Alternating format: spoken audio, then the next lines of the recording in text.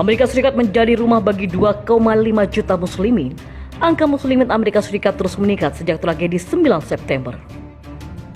Menurut sensus agama oleh Asosiasi Statistik dari Badan Keagamaan Amerika tahun lalu, jumlah muslimin meningkat 2 kali lipat selama 1 dekade. Pada 2010, muslimin Amerika Serikat hanya berjumlah sekitar 1 juta orang saja. Peningkatan tersebut diakibatkan banyaknya mu'alaf disertai dengan adanya migrasi. Meski minoritas, pertumbuhan populasi umat Islam di Amerika Serikat signifikan. Dari sekian banyak etnis yang tinggal di Amerika Serikat, Latin atau Hispanik menunjukkan ketertarikan yang sangat besar pada agama Islam. Dalam 1 dekade, jumlah etnis Latin yang memeluk Islam meningkat 2 kali lipat. World Magazine mengabarkan, komunitas mu'alaf terbesar didominasi oleh etnis Afrika Amerika, yakni sebesar 64%. Kendati demikian, angka peningkatan mu'alaf justru terjadi pada etnis Latin. Menurut majalah Kristiani tersebut, etnis yang mengambil 17% demografi Amerika itu mulai menunjukkan ketertarikannya pada Islam sejak tahun 2000. Pada tahun 2000 sekitar 6% dari total mu'alaf beretnis Latin. Namun, kemudian pada tahun 2010 angka tersebut telah meningkat 2 kali lipat. Berdasarkan survei Masjid Amerika Serikat 2011, disebutkan Latin mengambil bagian 12% dari total mu'alaf Amerika Serikat. Menurut American Muslim Council pada 2006, jumlah Muslim Hispanik diperkirakan telah mencapai sekitar 200.000. Sementara itu, mengutip dokumentasi Harian Republika, Imam Masjid di Manhattan Syamsi Ali menjelaskan, sebagian besar mu'alaf Latin berasal dari kalangan pendidikan, profesional, dan wanita. Ia juga menuturkan, peningkatan angka mu'alaf Hispanik terjadi sejak insiden 9 September lalu. Bom teror yang menyudutkan Islam justru membuat warga etnis Latin tertarik pada Islam. Meski tragedi 9 September menyebabkan diskriminasi pada Muslim, tapi banyak non-Muslim yang sebelumnya tak pernah mengenal Islam justru bertanya-tanya tentang makna Islam. Ujarnya dikutip dari halaman Patheos. Ketua Umum Studi Islam di American University Washington DC, Ahmad Akar menuturkan, ketertarikan warga Latin pada Islam karena pencarian spiritualitas, sifat monoteisme dan sistem keimanan yang terstruktur pada Islam yang menarik hati mereka hingga mendapatkan hidayah. Selain itu, beberapa tahun terakhir banyak literatur Islam yang diterjemahkan dalam bahasa Spanyol. Alhasil, mereka dapat dengan mudah mengakses sumber-sumber keislaman. Dengan memeluk Islam, beberapa warga Latin merasa seolah-olah terhubung pada akar Spanyol mereka yang tertanam sejak 800 tahun yang lalu dalam sejarah Islam di Spanyol Tenggara seperti Granada, Cordova, Sheffield, dan Andalusia. Tuturnya.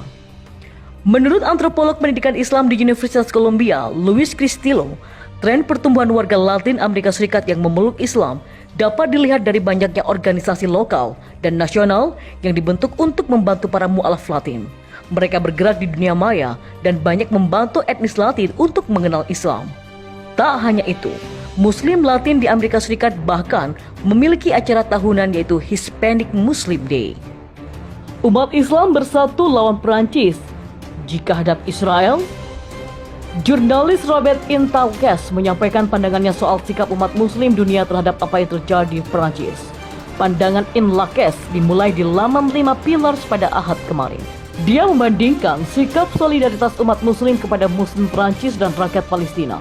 Umat muslim memang dengan cepat dan efektif menyikapi penderitaan muslim Perancis. Tetapi, sikap mereka terhadap penderitaan orang-orang Palestina justru jauh di bawah. Presiden Prancis Emmanuel Macron membuat keputusan untuk mendukung penghinaan terhadap Islam dengan mendukung percetakan kartun Nabi Muhammad SAW. Umat Islam dari semua kelompok pun bersatu dengan mengecam Emmanuel Macron dan segera melaksanakan boikot atas barang-barang Prancis. Jadi, apakah sekarang saatnya umat Muslim melakukan hal yang sama terhadap Israel untuk Palestina? Tindakan keras Prancis terhadap Muslim tak berdosa di seluruh Prancis, yang tidak ada hubungannya dengan serangan teroris, jelas dipandang sebagai tindakan keras secara kolektif terhadap Muslim, sehingga bukan kejahatan individu yang bertanggung jawab atas kejahatan kekerasan. Tindakan keras ini diperparah dengan komentar baru-baru ini dari Presiden Macron, di mana dia mengklaim bahwa Islam dalam krisis dan separatis Islam adalah masalah besar di Prancis. Bahkan dia juga membela penggambaran yang menghina Nabi Muhammad yang dilakukan oleh Charlie Hebdo. Ini semua memicu reaksi di seluruh dunia dari Muslim yang telah memutuskan bahwa perilaku ini tidak dapat ditoleransi. Jadi sebagai Muslim, setelah mengambil sikap moral melawan Islamofobia yang merajalela di Prancis. Apakah sekarang sudah waktunya menggunakan energi terpadu ini untuk menghadapi rezim Islamofobia Israel atas kejahatan keji terhadap Palestina dan umat Muslim secara keseluruhan? Muslim Palestina baru saja ambil bagian dalam salah satu demonstrasi terbesar menentang tindakan Emmanuel Macron dan negara Prancis di lokasi Masjid Al-Aqsa. Ribuan warga Palestina setelah sholat Jumat berkumpul untuk memprotes Islamofobia Prancis yang mengakibatkan pasukan pendudukan Israel secara brutal menyerang dan menangkap demonstran di jalan-jalan kota tua Yerusalem. Namun, perilaku otoritas Israel ini bukanlah hal baru. Sejak pendudukan Yerusalem Timur di tahun 67 dan kemudian pencaplokan wilayah ini di tahun 80, pemukiman ekstremis Israel, bahkan pendudukan dan tokoh politik terkemuka telah dengan kejam menyerang jemaah muslim di situs tersuci ketiga dalam Islam, Kompleks Al-Aqsa. Upaya yang tak terhitung jumlahnya telah dilakukan untuk membakar Masjid Al-Aqsa hingga rata dengan tanah oleh para ekstremis, dan serangan yang tak terhitung jumlahnya oleh pasukan pendudukan Israel telah menyebabkan Masjid Al-Aqsa rusak. Israel bahkan melakukan operasi pengeboran ekstensif di bawah Kompleks Al-Aqsa yang melemahkan fondasi situs tersebut.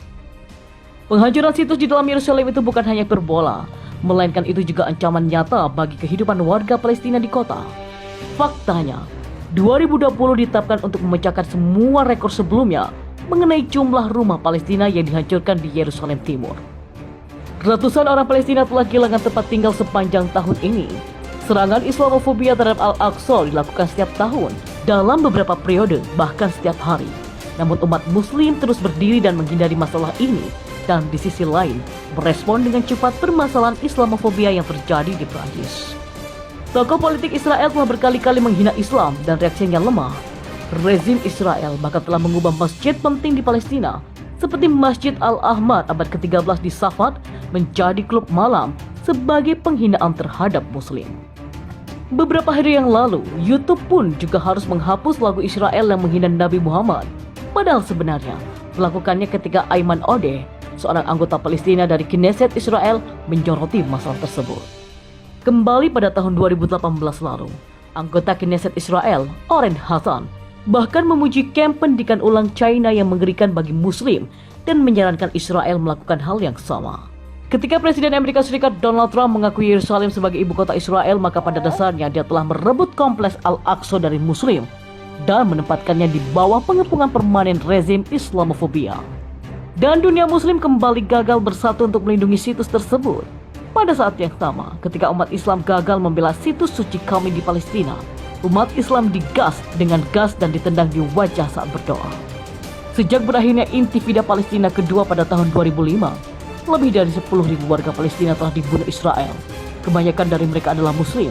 Namun, meskipun pembantaian ini menghantam layar TV kita dari tahun ke tahun, kekuatan 1,8 miliar Muslim jarang terasa. Kami bahkan tidak bisa memaksa diri untuk memboikot barang-barang Israel secara kolektif. Bahkan di bulan Ramadan, banyak Muslim yang menganggap masih layak untuk tetap membeli dan makan kurma yang ditanam Israel yang bersumber dari pemukiman ilegal, terutama terletak di lembah Jordan. Negara-negara mayoritas Muslim seperti Yordania, Mesir, Uni Emirat Arab, Bahrain, dan Sudan semuanya telah menandatangani kesepakatan normalisasi dengan Israel. Sedangkan negara-negara seperti Arab Saudi bekerja dengan mereka di bawah meja. Perlahan, Muslim di Barat juga menormalisasi hubungan dengan Israel dan pendukung Zionisnya, karena tidak sedikit organisasi Islam yang takut berdiri di samping rakyat Palestina. Penderitaan saudara-saudara kita di Palestina sekarang berada pada tingkat yang belum pernah terjadi sebelumnya. Dalam kasus jalur Gaza, awal tahun ini telah dinyatakan sebagai tidak bisa ditinggali para ahli di PBB. Namun, kami sebagai Muslim merindukan seruan mereka untuk meminta bantuan pada 2018 dengan dimulainya Great Return March, salah satu demonstrasi non-kekerasan terbesar berpersentase penduduk Gaza dalam sejarah. Namun demonstrasi ini pada akhirnya mengakibatkan 330 orang yang tidak bersalah mati syahid. Di antara yang meninggal adalah pria, wanita, anak-anak, orang tua jurnalis, petugas medis, dan penyandang disabilitas. Jadi, sudah waktunya bagi Muslim untuk secara kolektif memboikot produk Israel dan mengakhiri semua bentuk normalisasi dengan rezim yang membunuh saudara-saudara kita dan menyerang tempat-tempat suci kita. Kami telah menunjukkan dalam kasus Prancis apa yang mampu dilakukan persatuan internasional kami, dampak yang dapat kami berikan. Jadi sekarang setelah 73 tahun, saatnya kita menghadapi rezim paling Islamofobia di dunia dan berjuang untuk memulihkan hak asasi manusia Palestina.